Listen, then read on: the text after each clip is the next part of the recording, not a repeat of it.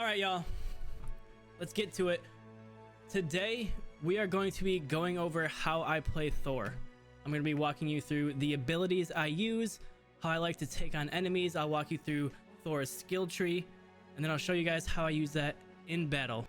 You guys can catch me Monday, Wednesday, Friday live on Twitch at 7 p.m. Eastern Standard Time at twitch.tv/CryptoHelix. All right, guys, let's dive into Thor's skill tree. And let me talk a bit about how I like to play as Thor. So this is kind of broken down into 4 or 5 different segments. So light attacks, heavy attack, his hammer skills, and his intrinsic ability, which is called Odin Force. I'm gonna talk a little bit about his light attack first. So the main light attack I use for Thor is actually this. It's called his hammer spin. Essentially, you just hold left click on PC. It's his main light attack. You hold it, it spins its hammer. This also has 2 upgradable segments to it, so you can do it back to back to back, and it really allows you to clear out a lot of enemies if they're around. It also deals high sustainable damage, and it has a high stun rate on enemies. So let's kind of show you guys what that looks like in combat here. So if there's a lot of enemies around, other than just 1 or 2, this can actually clear out quite a bit of them. All right, what other things do we touch here? We don't really use smash too much. We don't really use the slam too much. No. That's pretty much the gist of it for the light attacks. Most of what I use Thor for is his abilities. There is a pretty big heavy attack I use called, so Storm Striker. Storm Striker is his hold F heavy attack. It allows you to do a over the head hammer toss onto the ground. It has a high stun. Again, it breaks guard block. If there's a lot of enemies around, it can hit them.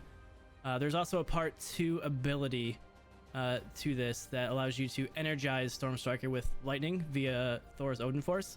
And it has increased damage, and it can hit multiple enemies.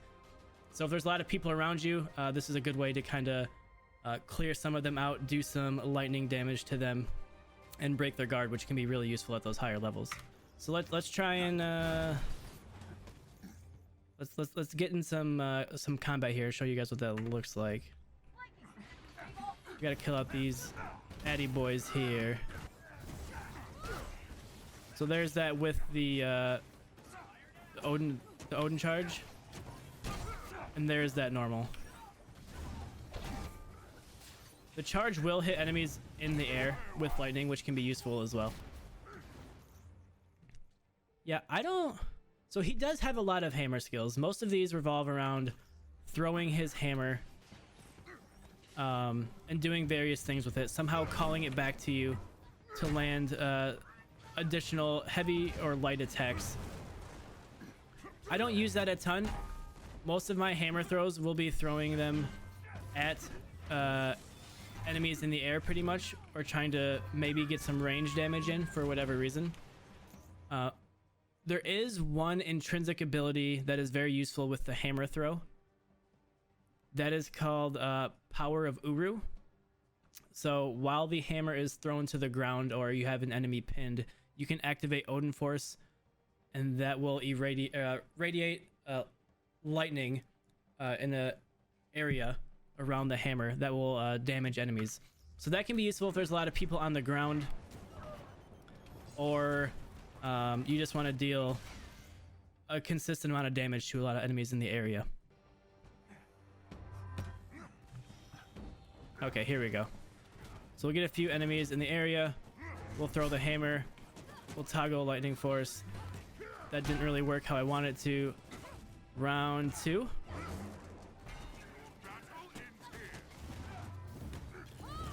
It killed him pretty quick. It's tough to see, but you can definitely see the lightning going through, hitting those enemies. It's also really useful for damage over time on larger enemies. So next, let's move on to Thor's abilities. His support heroic ability is called Warrior's Fury. What this allows you to do is channel his Odin Force beyond his normal just an intrinsic ability. It arcs out electricity to nearby enemies by default, and it grants some invulnerability by default as well. There are also 2 specific traits you can put on his heroic ability. The 2 that I have chosen are Emir's Wrath, which gives nearby teammates a 25% damage boost when Warrior's Fury is activated. I also have Hell's Anger, which increases critical attack damage by 25% and critical attack chance by 10% for anyone who's also affected by Warrior's Fury. So you can kind of pick and choose how you want to play that. There's a couple different options. You can play a bit more defensively, a bit more supporty, or you can kind of go the solo attack route like I have. So let me get some heroic here. Let me get fucking clapped real quick. I'll get some heroic and I'll show you what that looks like. Here we go. Here we go.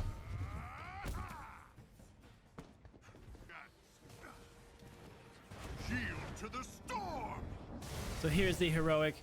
You can see lightning spews out from everywhere. My damage is increased. You see the Warrior's Fury on the left hand side.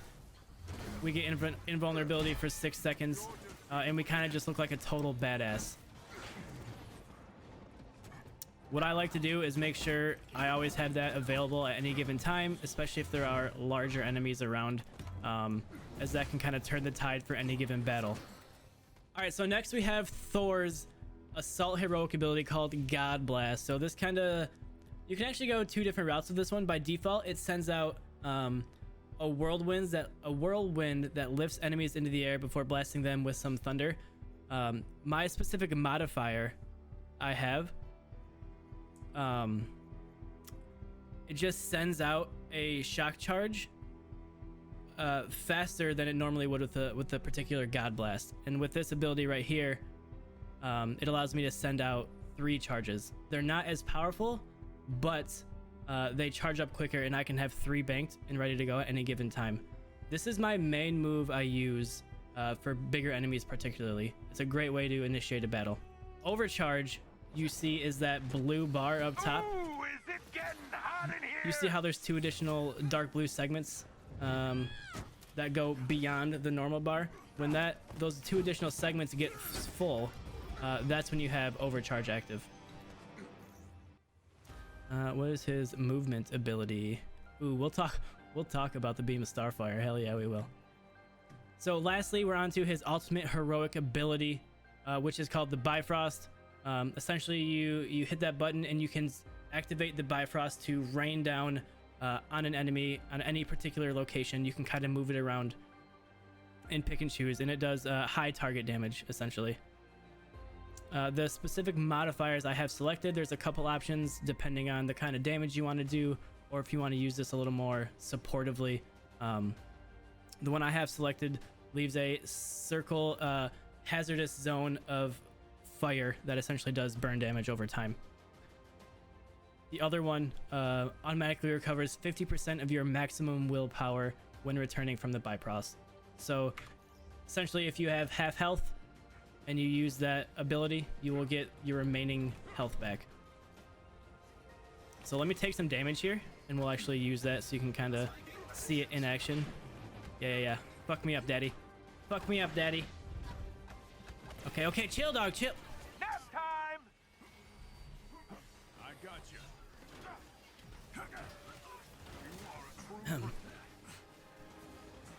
Well, it worked. Let's just take a little more damage here. Shoot me.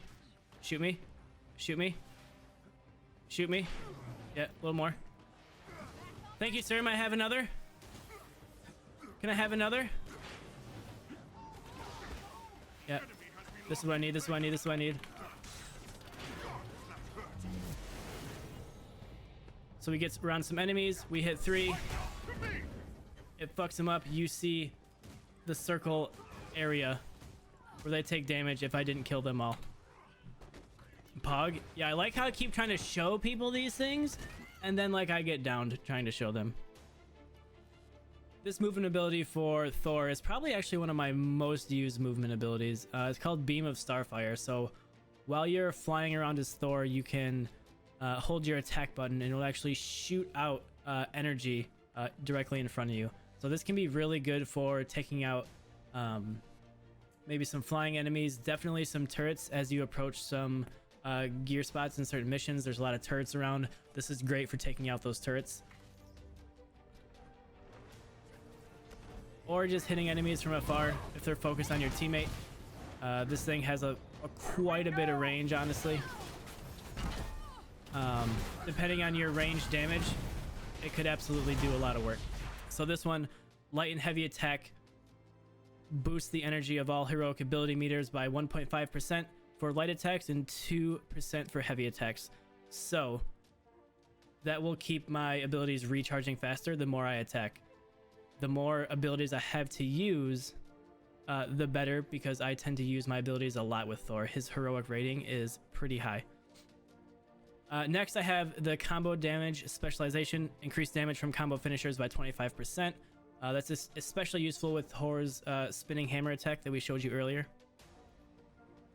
Lastly, performing a takedown spawns a heroic orb. These heroic orbs will also fill your ability meters, once again giving you those abilities more charges in a quicker time. All right, so let's move on to Thor's ranged modifiers here. I really don't use range too much with Thor. Like I said earlier, if I'm trying to hit some aerial enemies from afar, I'll use it. Or if I'm trying to throw his hammer down and do some area damage with that Odin Force Thunder Shock we were talking about.